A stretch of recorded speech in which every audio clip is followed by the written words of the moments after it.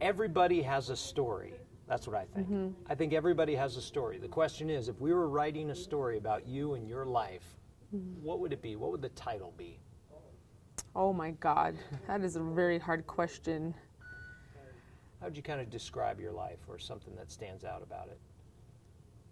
You know, my life has been, I have to say, it's very tough, but at the same time, I had good support, and basketball kept me involved in everything. So I don't know how you title that. We'll work on this. This will be Yeah. a work in progress. How was your life tough?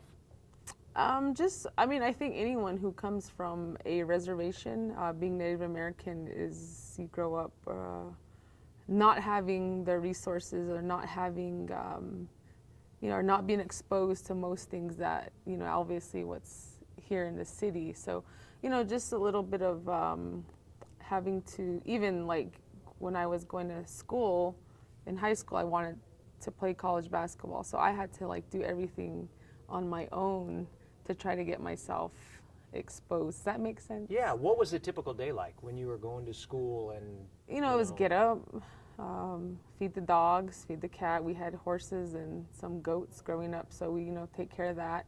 Get ready for school. My mom was a teacher, so we would ride with her. I never rode the bus. Ride to, from Naschetti to Tahatchee is a 20-minute drive, and go to school.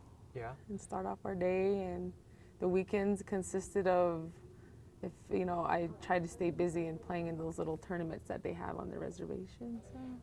What's your earliest basketball memory? When do you Third remember? grade. Yeah. I got cut from the basketball team because I was too young, and a kid that was 5th grade didn't make the team. So I remember that. Did that serve as motivation for you?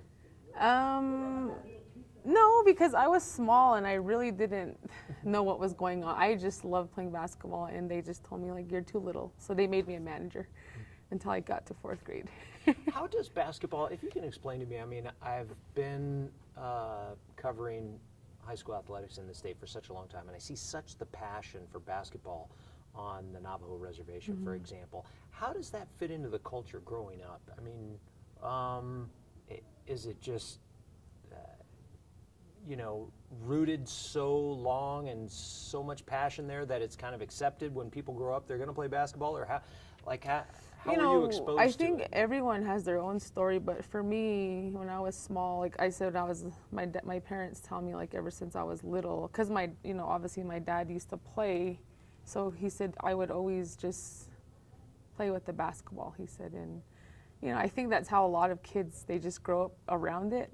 And we all have, I think we you drive through there, we all have a little goal outside and play outside. Growing up, like I said, there's not a lot to do, so basketball is something easy. There's a hoop and a ball.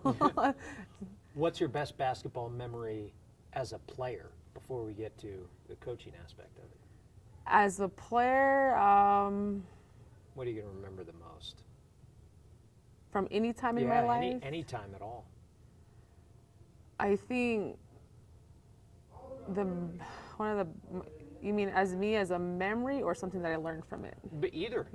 I think for me, basketball has taught me so much about what I'm going through now in life. Like, it's such a, you don't know it when you're that age, but when you look back, everything that I've gone through in life it's just like basketball. The ball's in my court, and we teach. They try to teach us. Like, I remember in college, my coach used to grill us about how basketball is a life lesson, and I'm just like, what the heck is he talking about? And now it's all coming together now that I'm a coach.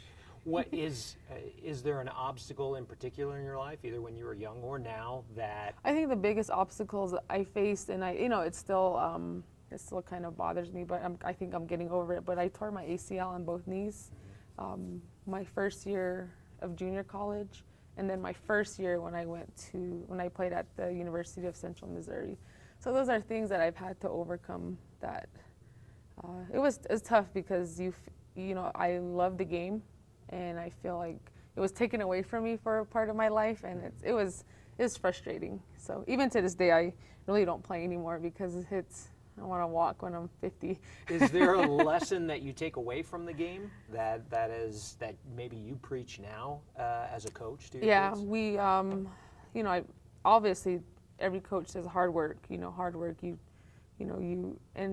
I tell them that there's one point in my life when I was in college and I just felt like I wanted to quit. Like I wanted to. So when anything in my life gets hard, I think of that moment of like, we were doing I don't know how many sprints and it was just so hard. And I look back on that and I'm like, I got through that. Like I didn't quit, so I'm not gonna quit now. So I try to share real life stories with them. And there's one thing that I read a lot of John Wooden books. Uh-huh. So they say the little things. I don't know if you've heard of that. He always preaches the little things, and we talk about that in the games that we play. Like, they think a behind the back pass or a 3-point shot is like something big. Like they but they don't realize that the little things add up to that big play. Right. Such as a layup, a free throw, a missed opportunity at a rebound, a missed loose ball, the small things that add up, paying attention to detail, those kind of things that we try to. How is life different for, especially someone who's grown up on the Navajo Nation, a girl, as opposed to maybe a girl that's grown up in another part of the state, whether it be Albuquerque or Las Cruces, or how is it different or more challenging or? I think back when I grew up, and this is not to blame nobody of nothing of that nature, but I just feel that when I grew up, this is just from my experience, I don't know about other girls, but my parents really didn't know either.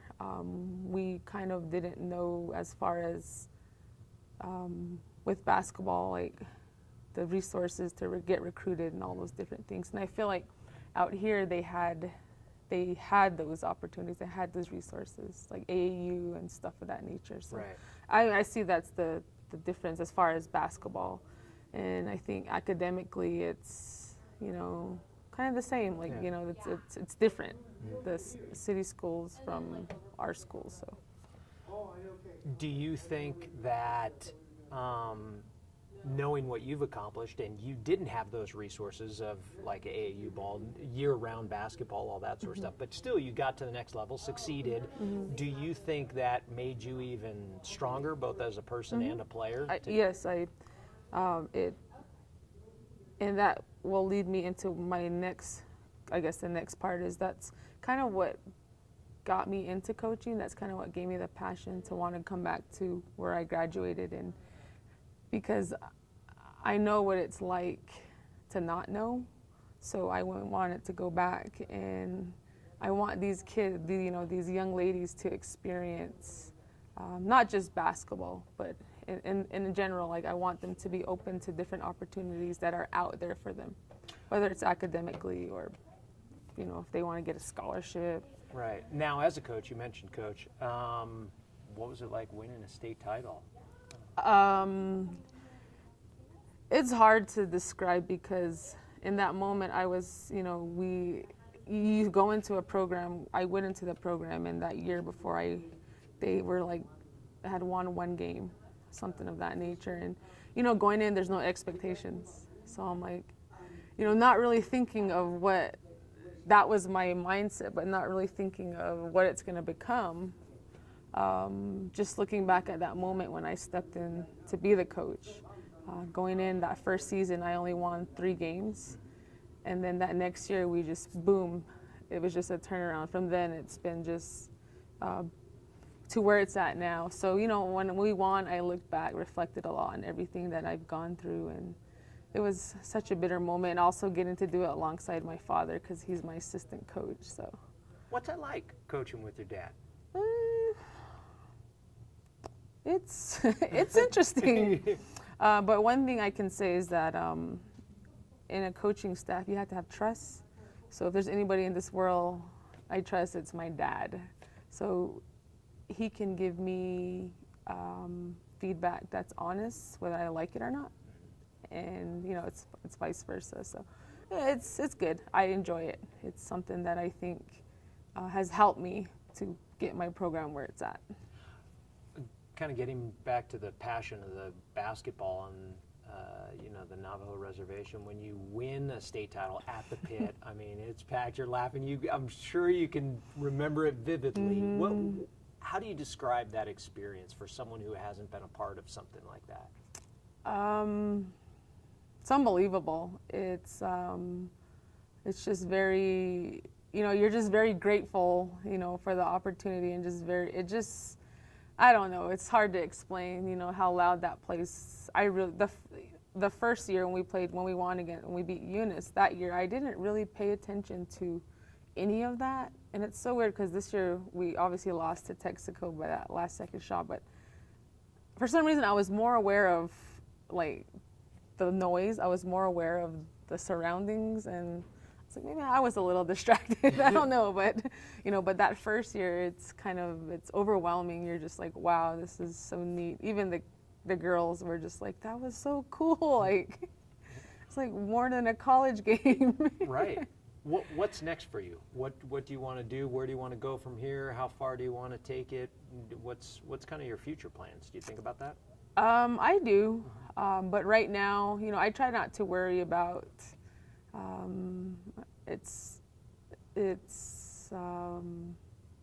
try to worry about like my present, what I'm doing, what I'm focusing on, and right now I'm happy with what I do.